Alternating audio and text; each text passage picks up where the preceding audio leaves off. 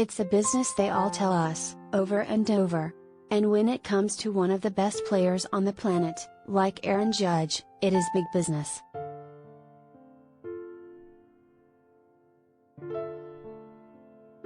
Competition kicks in when there's a long-term contract to be negotiated. Both parties want to make the best deal they possibly can. And while no one can imagine a bad outcome now, it happens.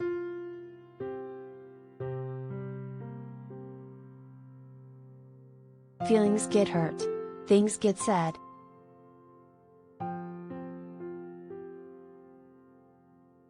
Judge's situation isn't all that dissimilar from Freddie Freeman's a year ago. And now look at Freeman.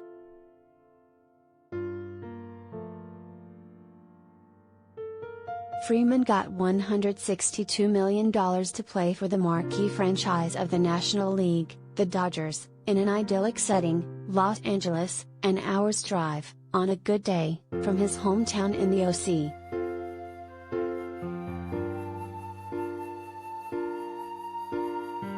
Yet, Freeman only seems to have Georgia on his mind these days. He is miserable. Or certainly seems that way, anyway.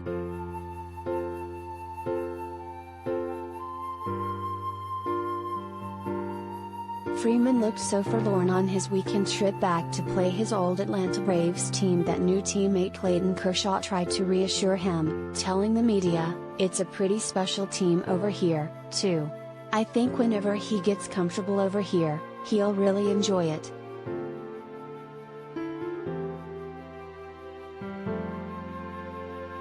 No one would predict that kind of result for any big-time free agent, and that includes Judge, who doesn't seem to be the weepy type, anyway. He also hasn't been a Yankee for quite as long as Freeman was a Brave. Nor has he experienced a World Series championship with his current team, not yet, anyway.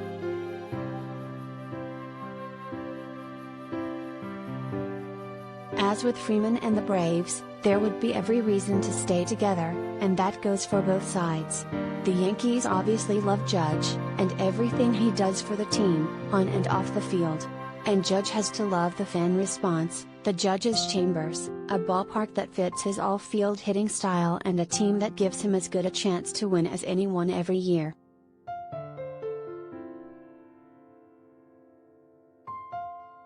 That's true even if he's annoyed at management at the moment.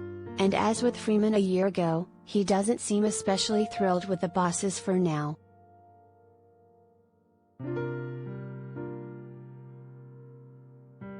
While Judge and the Yankees got the one-year deal done to avoid an arbitration hearing that could really have poisoned things, don't assume everything is all good now. The mini-agreement felt like nothing more than a one-day respite from hard feelings that still exist over a negotiation that broke off with the sides up to $100 million apart.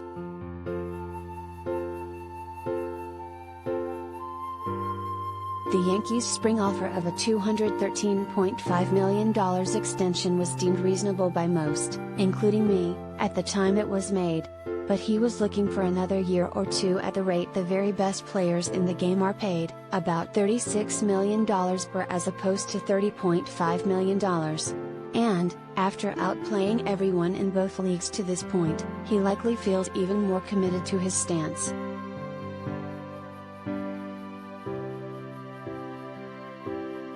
When I remarked to a teammate that the Yankees ultimately would pay him his value, the teammate responded, "Or someone will."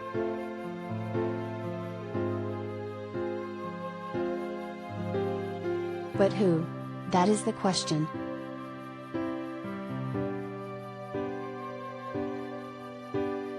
Here is a rundown of the likeliest of suspects.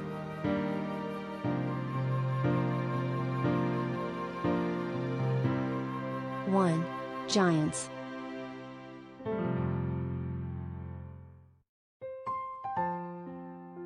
His hometown team tried for Bryce Harper and Giancarlo Stanton, so why wouldn't they want Judge? The question is, would he want to go? While the Giants are showing they know how to build a winner, that ballpark isn't very conducive to the long ball, unless you were Barry Bonds, and had help.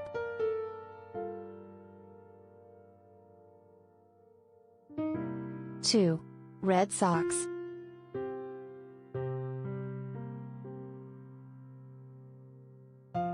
While the Red Sox have multiple star free agents, Xander Bogaerts, J.D. Martinez, Nate Eovaldi, and thus flexibility, they have refrained from going to the limit on player deals in recent years. Would be a nice way to tweak the rival though, obviously.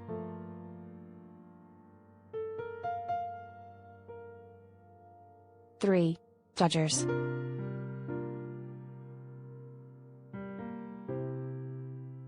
They have the other best right fielder in the game in Mookie Betts, and while they've made bold moves in recent years, it would seem the emphasis would be more on shortstop and the pitching staff.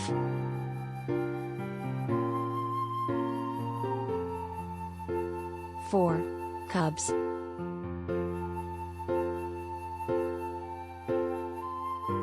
There's been speculation here, but why would Judge sign up for what looks like a couple more years of suffering?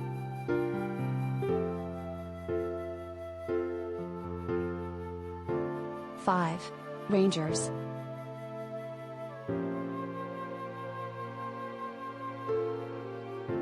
Texas showed it will spend with the purchases of Corey Seager and Marcus Semien, and are expected to continue to do so. But they, too, need pitching more.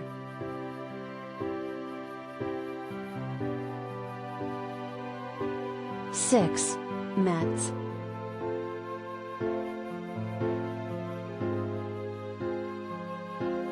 Steve Cohen and company can obviously afford Judge, but the belief here is they may not be anxious to do anything to roil the crosstown rival. It's an era of good feeling. And besides, there are plenty of other ways to spend the money.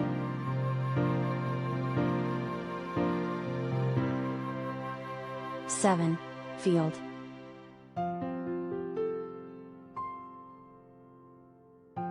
You never know who may come up with the bucks.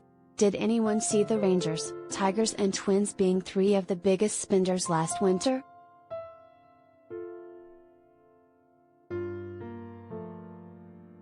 It is all very unpredictable.